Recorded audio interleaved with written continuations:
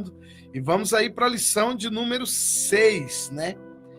A rebeldia de Saul e a rejeição de Deus. O textuário está baseado em 1 Samuel 15, 23, porque rebelião é como o pecado de feitiçaria, e o porfiar como iniquidade e idolatria. Porquanto tu rejeitastes a palavra do Senhor, ele também rejeitou a ti para que não sejas rei. Ao cristão nascido de novo, não cabe praticar o pecado da rebeldia, pois fazê-lo é reviver a velha natureza, é a nossa verdade prática.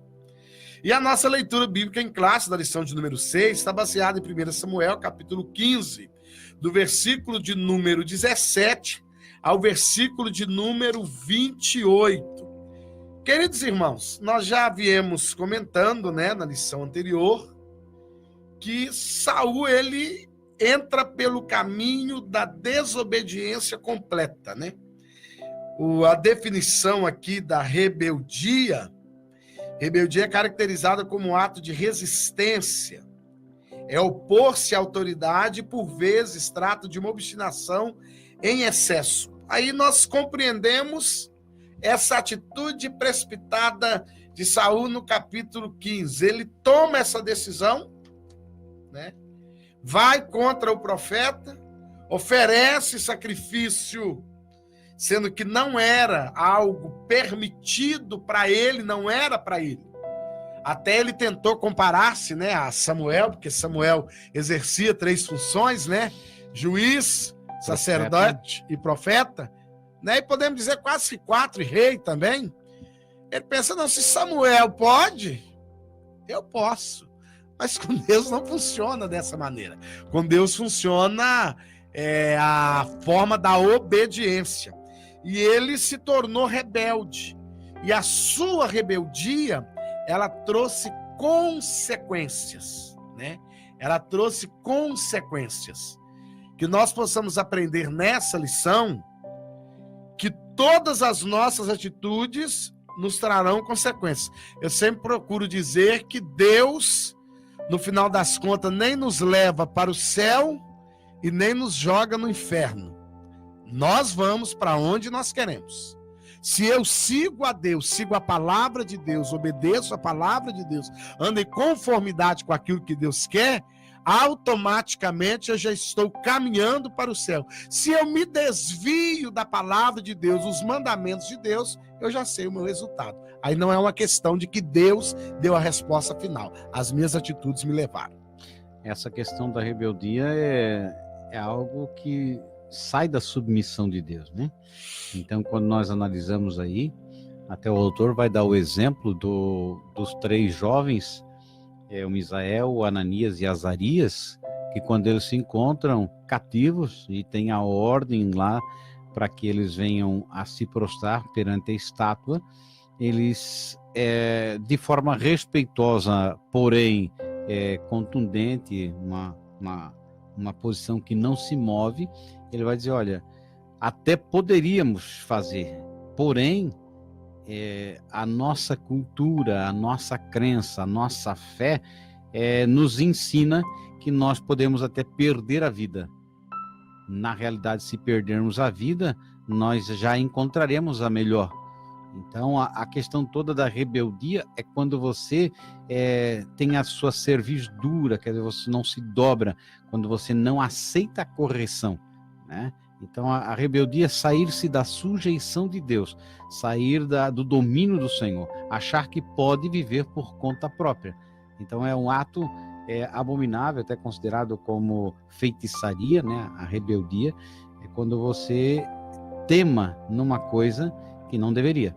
Então, os moços se colocam em posição certa, dizendo que vão ficar na posição que estão e correm o risco de perder a vida. E eles são clássicos, né? Dizendo assim, taxativos.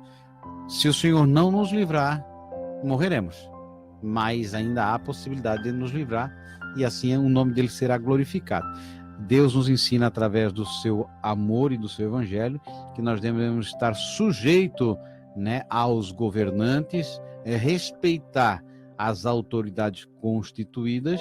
No entanto, quando elas ferem o mandado do Senhor, a palavra de Deus, nós estamos isentos disso. Podemos sofrer punições por causa disso, né? Em alguns lugares onde tem regime totalitário e as pessoas são obrigadas, elas perdem a vida por não negarem a fé em Cristo Jesus. Então, aqui a rebeldia de Saul vai demonstrar justamente essa insubmissão.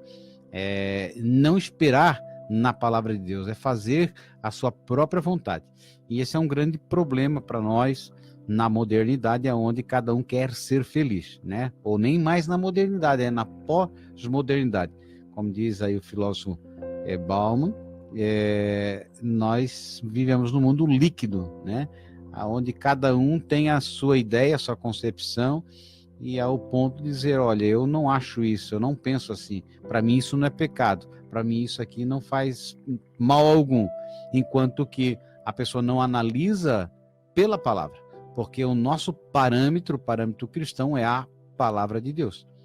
Eu e você temos que ser governados pelo Espírito Santo e orientados por ele segundo a palavra, aquilo que está escrito, porque no primeiro mandato de Saul, a lei de Deus permanece. A lei de Deus não cai por terra, mesmo sendo uma monarquia, mas a constituição de Israel será o Pentateuco, será as leis que foram dadas a Moisés. Isso é importante. Então, quando ele acaba se desviando daquilo que o profeta havia ordenado, ele é rei, mas ele não é soberano. Deus é soberano. Então, o que o profeta havia determinado para que ele cumprisse, ele acaba não cumprindo, achando que não precisa. Isso é uma das coisas que a gente mais observa na atualidade, né? A orientação daquele que ministra a palavra, daquele que dirige uma congregação, aquele que orienta um grupo, ensinando aquilo que Deus se agrada, aquilo que Deus não se agrada, o que é conveniente e o que não é conveniente. E muitas pessoas vão brincando com isso, né? E até permanecem com o cajado na mão, mas sem já a graça de Deus. E é interessante, irmãos, para nós, que nós precisamos, a Bíblia, a palavra de Deus está aí para nos orientar e para nos fazer pensar, né? Recorrente, Saul torna a fazer tudo que era mal. Nós, por vezes, nos tornamos rebeldes e queremos a bênção de Deus. Incorremos a mesma situação de Saul. Ele tenta ficar à força como rei, queria a bênção de Deus a qualquer custo ele queria a bênção de Deus. E eu e você precisamos prestar atenção. Como eu sou como cristão? Eu sou um cristão obediente ou eu sou um crente rebelde? Porque o verdadeiro cristão, ele é obediente, porque ele vai viver as bem-aventuranças. Se ele viver as bem-aventuranças de Mateus capítulo 5, então automaticamente ele não é rebelde. Agora, se ele é rebelde, ele é apenas alguém que crê. Porque crê, irmãos, até o diabo crê, a Bíblia diz que ele crê, e ele chega a tremer de medo, já pensou que coisa? Mas não obedece. E nós temos que analisar, porque a lição também tem que ter o nosso contexto prático para nós, contextualizando para nós, se nós não somos desses que são crentes rebeldes. Não obedecemos, não concordamos, interpretamos ao nosso bel prazer, e é interessante, presbítero Monserrat, que quando alguém surge nas nossas mídias agora, né, que agora é tudo nas redes sociais, alguém surge com um novo pensamento. De repente eu estava firme, crendo em algo há 40 anos, mas alguém surgiu com um novo pensamento, eu nem procuro uma base teológica, uma base bíblica, eu não me aprofundo no estudo, eu digo, não, esse aí é que está certo. Aí eu já critico tudo que eu aprendi, eu até fico abismado, talvez o presbítero Monserrat não ouviu, mas eu fico abismado quando alguém que serve a Deus há anos fala assim com a gente de repente, agora é que eu estou vivendo o evangelho. Agora eu descobri. Eu falei com alguém assim, mas agora? Então esse batismo com o Espírito Santo foi em vão, esses cultos de ceia foram em vão, esse tanto de culto que você participou, aquele batismo nas águas, aquela mudança de vida, aquela bênção toda que você alcançou esses anos todos, agora só que você encontrou o Evangelho? Saul, mais ou menos, ele quis incrementar algo novo. Não precisa sacerdote para sacrifício. Eu tomo a decisão, eu ofereço. Não precisa obedecer a Deus. Eu não vou matar. É um desperdício. Eu vou matar esse rei aqui se eu posso ter um aliado. Eu posso ter um aliado. Eu posso levar ele lá na terra e falar, não, aqui está o rei. Vai morar comigo no palácio, é meu aliado, e vocês vêm para o meu lado. Era mais ou menos isso que Saul queria mostrar para Samuel, que ele agora tinha uma estratégia nova, mas porém Deus não aceitou. Para Deus é pecado. Sim. Para Deus era rebelião. E aí, irmão, nós vamos partir o seguinte: rebeldia de Saul não cumpria com a ordem divina, né? Que é o que nós estamos falando aqui. Samuel ordenou que Saul matasse os amalequitas, porque a medida de seus pecados estava completa. Irmãos, é aquela questão que aconteceu lá com Sodoma e Gomorra. É a mesma questão dos amalequitas. Deus falou, não, o pecado deles é tanto que a medida deles encheu, o copo para mim tornou, não suporto, não quero. Mata rei, mata animal, mata mulher, mata criança, bota fogo em tudo e resolve o problema. Saul pensou, poxa, vamos queimar uma cidade, vamos matar uma quantidade de homem que pode me servir de escravo, de mulher que pode me servir de escrava, e de menino e menina que já vão crescer escravo. Vamos matar o rei que pode trazer o povo tudo para mim. Ainda vamos matar os animais que eu posso apresentar a Deus no sacrifício? Não, Samuel errou na profecia. Essa é uma grande questão, né? É quando eu vejo isso na figura de Pedro. Jesus olha para ele e diz, Pedro, tu vai me negar antes que o galo cante 2 vezes. Vai negar 3 vezes. Esse, Senhor, já vi tu fazer maravilha, andar sobre o mar, multiplicar pães, curar enfermos, expulsar demônios. Olha, tudo tu acertou, mas agora tu vai dizer um negócio desse para mim, isso aí é furado. Eu vou na cruz. Eu me garanto, tu acha que eu não... Quer dizer, ele estava dizendo assim, tu tá mentindo, isso aí é coisa da tua cabeça, não... É porque Pedro tinha vivido uma experiência extraordinária, vamos dizer, quase com a semana anterior àquilo, quando Jesus fala com ele, né? Ele viu a transfiguração, e antes da transfiguração ele viu uma outra experiência também, que quando a revelação, Jesus, né, ele teve uma revelação, ele foi cheio do Espírito Santo, que quando Jesus pergunta, o que estão dizendo que eu sou? Um diz, tu é Elias, e outro diz que é Moisés, ou é um dos profetas, e Pedro, e você, quem diz que eu sou? Aí Pedro disse, não, tu és o Cordeiro de Deus, né? Filho de Deus. Então Aí Jesus fala com ele, Pedro, isso aí não é seu. E quando você olha a falta de atenção à palavra de Deus, quer dizer, havia uma ordem dada, havia uma tarefa a ser executada. E se Deus manda, nós temos que obedecer. Se ele diz que é para matar, é para matar. Se diz que não é para matar, não é matar. Então, sempre parece que a tendência humana é fazer o contrário que Deus pede. Deus disse, agora vão, se espalhem pela terra, né? E povoem a terra. O povo se para. Não, vão fazer uma torre, vão edificar uma cidade, vão fortalecer o nosso nome, vão até chegar no céu. Quer dizer, Deus tem que espalhar aquele povo confundindo as suas línguas. Então, até no Novo Testamento nós vemos casos que Jesus disse, vai e não fale nada para ninguém. Pai, espalhava como fogo, né? Parece que era a senha, era dizer isso. E aí espalhava-se a mensagem. A mensagem é que corria. E é interessante que o pecado de Saul, o erro de Saul, trouxe um problema para ele. Porque nós vamos ver que foi um amalequita que afirmou. Eu Sim. matei o rei Saul. Claro. Foi em cima da minha lança que ele caiu. E alguém que ele defendeu, alguém Sim. que ele trouxe, alguém que ele poupou a vida. Então, irmãos, nós precisamos fazer uma análise que o nosso pecado vai cumprir aquilo que a Bíblia diz, que o salário do pecado é a morte. Mas o dom gratuito de Deus é a vida eterna. Então, irmãos, é um aprendizado. Deus se arrependeu em relação a Saul? Não. Não. Porque Deus é onisciente, né? Deus não se arrependeu, porque Deus não se arrepende. É que o sentido ali é que lamentou, não Né? se arrependeu, porque quem aí se arrepende é o ser humano, vai né? ler a lição e vai ver esse tema, e nós não vamos poder deixar de passar por isso aqui, justamente que nós estamos aqui para momentos como esse. Não houve arrependimento, mas houve de Deus um lamento. É como se dissesse, poxa, É te dei linguagem do meu humana. espírito. Uma linguagem humana, né? Porque, na realidade, Deus não pode se arrepender. Porque, imagina, se Deus se arrependeu é porque ele errou. E se ele errou, já não é mais Deus.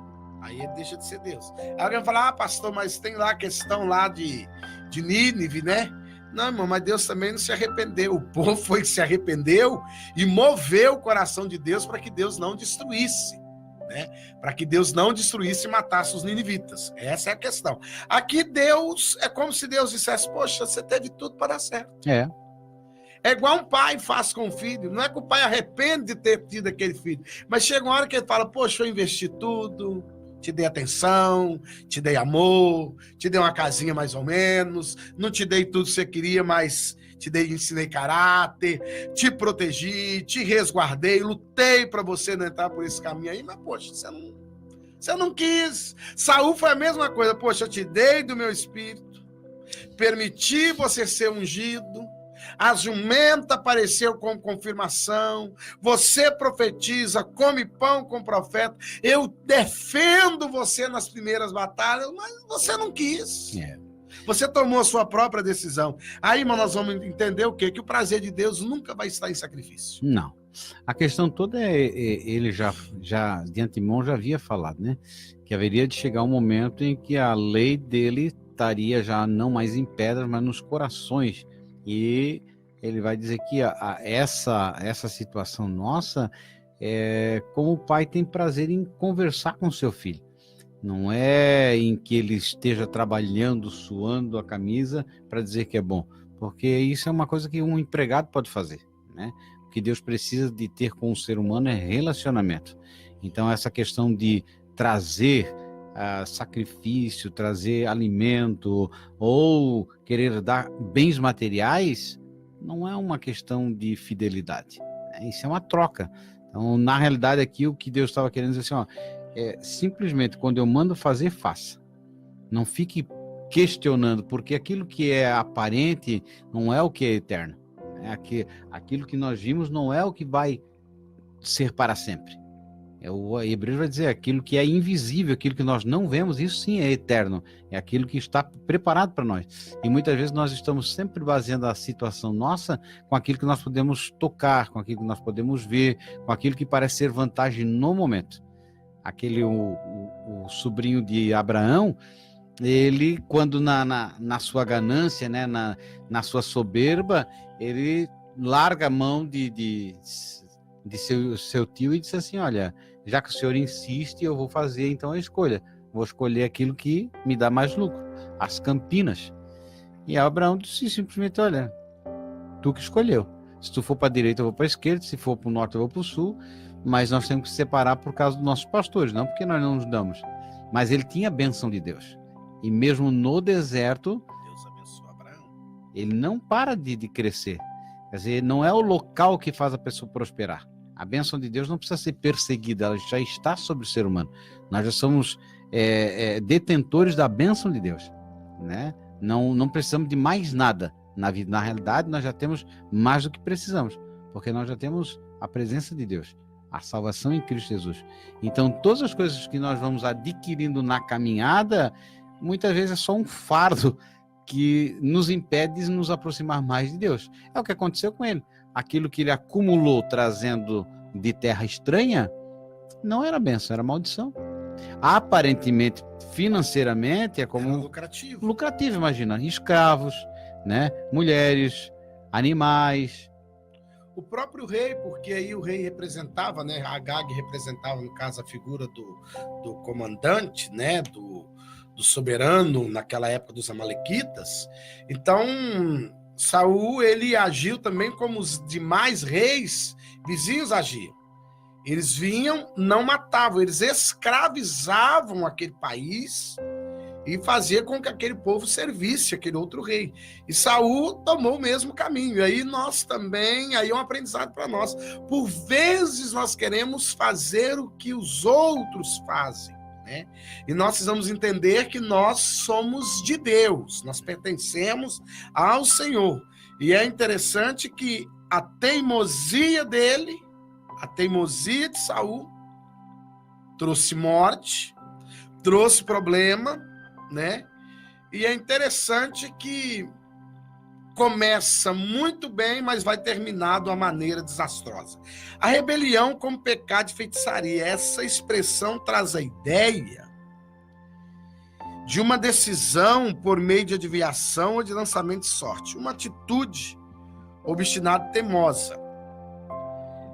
É interessante, irmãos, que aí o crente pensa, né? Alguém que ouve, não, mas aí se eu desobedeço, eu sou como feiticeiro. Na realidade, aqui está a explicação para a gente desmistificar e entender a questão. Eu não obedeço, mas eu me jogo para ver no que vai dar. E agora, como nós estamos vivendo a dispensação da graça, aí nós ouvimos alguém sempre dizer assim, não, mas Deus é misericordioso. Deus é bom. Não, o sacrifício de Jesus é superior. Eu ouvi alguém até dizendo, para defender uma tese, que nós não vamos falar de tese aqui, que não é o caso, uma vez salvo, salvo para sempre. Nessa questão, então, Saul não ia se perder, porque quem aprova a escolha é Deus. Porque quando Samuel unge, era um sinal claro de que Deus tinha aprovado. Sim, ele profetiza. Quando ele profetiza, é um sinal claro de quem? De que Deus tinha aprovado, ele ganha uma batalha. Então, nós temos que cuidar para não incorrer nisso aí. Não, eu não vou obedecer, mas eu vou me jogar aqui para ver no que vai dar. Se não der certo, eu me arrependo. Né? Alguém até fala assim, não, se não der certo, a gente pede perdão, a gente pede misericórdia, o ladrão, alguém até usa o ladrão da cruz, o ladrão da cruz. Pois é, irmão, mas olha o contexto do ladrão da cruz. Vamos fazer uma análise de contexto? Quem conhece a palavra, eu ou o ladrão da cruz? Presbítero Sérgio ou o ladrão da cruz? Quem é que conhece? Aí a Bíblia vai dizer que melhor seria que eu não conhecesse. Mas depois que eu conheço, eu preciso ter consciência que, de acordo com o que eu conheço, eu vou ser julgado. E tem muitas coisas que são de fácil esclarecimento. Há muitos pecados cotidianos e diários que a pessoa pratica com toda a consciência. O ato de mentir, ele já está sabendo que está mentindo. Quer dizer, o ato de cobiçar, ele sabe que está cobiçando. Quer dizer, porém, dá prazer e alegria. Então a pessoa, eu cobiço, dou uma olhada, sinto prazer, depois peço perdão, né? Eu vou lá, assisto aquilo que não deve, né? E aí depois critico ainda. Tem pessoas que dizem, esse canal de TV não presta, mas ele sempre está assistindo. Aquelas coisas são tudo mentira, mas ele está assistindo. Quer dizer, e é uma prática diária, cotidiana, isso é rebeldia, porque quando você é advertido e você está consciente de que o erro que praticou uma vez não pode ser praticado mais, e você usa dessa misericórdia do Senhor como uma muleta, você está sempre se rebelando contra a vontade de Deus. Então é uma prática quanto mais, você está sempre, porque dá prazer e dá alegria. Quer dizer, aqui o próprio Saul está dizendo, oh, Deus está errado, eu assumo a responsabilidade. Pode achar que eu sacrifico, eu carrego, o que ele falou não tem validade. E aí quando você olha a desobediência nossa para com os mandamentos do Senhor, as negligências nossas, é um sinal de alerta para que nós não venhamos ter ser taxados como rebelde. E aí, no ponto 3, Saul, um líder sem critério, vai dizer que ele não sabia esperar. E é uma dificuldade, porque por vezes nós avançamos o sinal, nós não temos paciência, né? Não seguimos o Salmo 40, esperei com paciência, né? Dizemos assim, tem um outro salmo que diz, apressa-te, Senhor. Mas aí o apressa-te é o Senhor, não é eu. É. Que é interessante, né? Que aí o apressa-te teria que Deus apressar, não eu me apressar. Nós nos precipitamos, tomamos as decisões. Volta aí o Pedro, né? A habilidade dele arrancar a orelha lá do jovem. Jesus disse, não é por aí. O meu reino não é desse mundo. Se fosse desse mundo, eu certamente me defenderia da forma como é. Então, deixa quieto. Ele chega a dizer, né? Se eu quisesse, eu rogaria ao Pai e ele mandaria aqui 12 legiões de anjos. Aí, se você comparar 12 legiões de anjos com o anjo de Isaías... Não, daí não tem para ninguém, né? Então, não tinha nem população para os anjos matar. Mas a questão da espera é algo complicado, porque quando nós falamos assim, eu estou disposto a esperar, é algo que nós não sabemos quanto tempo demora, né? Então, Paulo demorou 14 anos para iniciar o seu ministério mesmo, depois de ter um encontro com Cristo, tendo todo o qualificativo para ser um apóstolo de Jesus. Ele tinha todo o conhecimento, a sabedoria, a habilidade, a oratória, falava em vários idiomas, mas são necessários 14 anos até que o Barnabé busque ele lá em Tarso e ele comece o seu ministério em Antioquia. Davi vai ser ungido rei, mas vai demorar muitos anos para ele chegar. De acordo com alguns historiadores, há quase 25 anos até que ele... Se você olhar a promessa feita para José e ao posto de governador, também são alguns anos, alguns embates. Para 38, né? Alguns embates, quer dizer, são a venda como escravo, a calúnia como uma pessoa que fez o que não fez, o esquecimento pela revelação feita, até chegar o momento. Abraão, que a promessa não é o Ismael, a promessa é o Isaac. Abraão, para que a promessa se cumpra, passa-se 25 anos. Então, nem tudo que é assim, às vezes a pessoa recebe uma mensagem profética, eis que serás uma bênção na terra, e tarará, viajarás e pregarás, irá para aquela história toda. E a pessoa sai empolgada achando que segunda-feira ele já está com a passagem comprada para a Europa. Então, não é bem assim. As portas irão se abrir. Às vezes o que vai acontecer, elas vão se fechar. E a enfermidade vai piorar. E a casa vai ficar ruim. Até o momento em que você e eu estivermos preparados no ponto de maturidade para receber aquilo que Deus tem. Porque Deus não pode dar um carro para uma criança. Não vai dar certo, né? E muitas vezes nós não estamos maduros o suficiente para receber Deus. E Deus faz com que a espera nos torne pessoas mais conscientes da realidade da onipotência de Deus. Então, se você tem uma promessa de Deus, se você tem alguma coisa a ser cumprida na tua vida, ou na vida dos teus filhos, da tua família, não se precipite, né? Porque o Saul, ele não espera, né? Ele disse, não, deixa comigo, eu resolvo. E esse eu resolvo tem levado muita gente. E é interessante, irmãos, que o eu resolvo foi de Saul. Hoje o nosso eu sei, eu tenho certeza. Até porque não dizer, irmãos, eu fico... E tem pessoas que dizem assim, não, Deus falou comigo. Eu fico assim abismado com isso. Deus falou comigo. Irmãos, nós estamos precisando ter, assim, discernimento para não incorrermos nesses tipos de erros, né? Sim. Porque a gente precisa analisar quando é Deus que fala e quando é o meu emocional e quando é eu que junto o meu emocional com a minha vontade. O Gideão, ele chega a fazer prova, né? Ele disse, ouvi a mensagem, tudo tá batendo. Mas é um negócio... Mas é complicado, porque eu sou da menor tribo, eu sou o menor, eu sou Ele faz 2 testes para chegar a tomar uma decisão. E nós não, Deus falou, e eu acho que Deus falou. Quer ver alguém, né? Eu tive um sonho e é de Deus e tô indo e acabou. Irmãos, e Saul foi rejeitado justamente porque foi precipitado, não aguardou E lembrando, irmãos, eu vou só sintetizar aqui, ou em cima do que o presbítero irmão Sérgio falou, Deus fez uma promessa. O mais óbvio nós não fazemos. Deus fez a promessa, eu preciso me preparar para a promessa.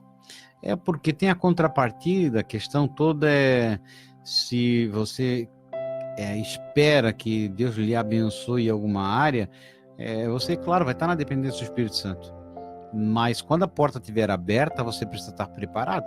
Quando você olha a figura do apóstolo Paulo, né, todo o seu empenho em aprender as Sagradas Escrituras, as letras, os livros que ele pede lá, toda a sua preparação espiritual e também secular foi aproveitada. Não foi desperdício. Ele escreveu 1/3, pelo menos, do Novo Testamento, quer dizer, ele deixou uma riqueza de escrito para nós, porque tinha a capacidade que ele adquiriu. Quer dizer, Deus se agrada disso também. Então, às vezes você, por exemplo, tem a possibilidade de aprender mais uma profissão. E você acha que não tem porquê, porque você já está garantido naquela. Mas você teria a possibilidade. Em secando uma fonte, você tem outra. Né? Então, na abundância você não reserva, como diz o provérbio.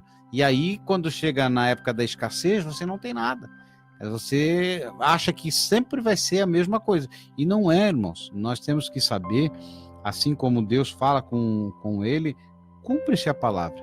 Então, a questão da espera nossa não quer dizer que você vai esperar e não vai fazer nada. Vai se preparar. Vai se preparar. Quer dizer, se o coração de Saul tivesse realmente no Senhor, mais 10 minutos tinha resolvido o negócio. E terrível é isso. Quer dizer, ele mal acaba de sacrificar, Samuel chega. Que coisa assim, ele talvez botou a mão na cabeça e disse, mas 10 como minutos. Ele era orgulhoso, ele não assume. Não assume. E muitas vezes você vai ver que na sua vida, na minha vida, foi questão de ultrapassar no lugar errado. A multa veio. E você chegou no mesmo horário. Lá na frente estava tudo parado. Você passou do sinal. Quer dizer, não deveria ter feito determinada coisa, mas também não adianta botar a mão na cabeça, porque a consequência vai vir. Mesmo sendo filho de Deus, mesmo tendo promessa, a consequência do pecado vem. Aí cabe nós a misericórdia do Senhor, mas nós temos experiência. Eu posso até cortar o meu dedo e me arrepender, mas não cola. Não cola mais. Então pense, muitas pessoas têm finalizado seus casamentos porque vêm não esperando na vontade do Senhor, vêm avançando o sinal, vêm abusando da contrapartida do lado contrário, da esposa, do esposo, acreditando que sempre vai ser assim. Eu já vi alguns casamentos se terminarem, pastor Luciano, porque não obedeceram à voz de Deus, não atentaram naquilo que a Bíblia recomenda para um matrimônio santo, não valorizaram o que tinham, assim como Saul não valorizou, né, o seu reinado, não valorizou a sua casa, e lá na frente foi rejeitado, não só por Deus, mas pela família. E hoje nós temos aí casamentos destroçados, famílias espalhadas, porque não... Casamento era Deus? Era. A casa era Deus? Era. Não era maldição, mas a pessoa enfiou o pé pelas mãos. Quer dizer, a pessoa disse, mas se fosse Deus permanecia. Saul foi de Deus, irmãos. E não então, podemos negar. Foi só essa questão que o presbítero irmão Sérgio fala que a primeira decisão dele é errada quando ele apresenta o sacrifício. Ele já ultrapassa o limite. E aí serve para nós, né, professores, que estamos aí no ministério, quem está no ministério como obreiro na casa de Deus. Obreiro, eu falo todos que exercem qualquer tipo de função na obra de Deus. Devemos sempre estar voltados que nós não estamos sendo separados ou fomos separados para um cargo, coisa desse tipo. Nós precisamos ter no coração que somos separados, chamados pelo Senhor, para sermos primeiro obedientes a Ele. Essa é a palavra. Acho que não precisa ter talento, não precisa ter uma boa memória, não precisa ter uma boa aparência. Até pode ter. Tudo isso. Agora, a obediência... Obedecer é melhor que sacrificar.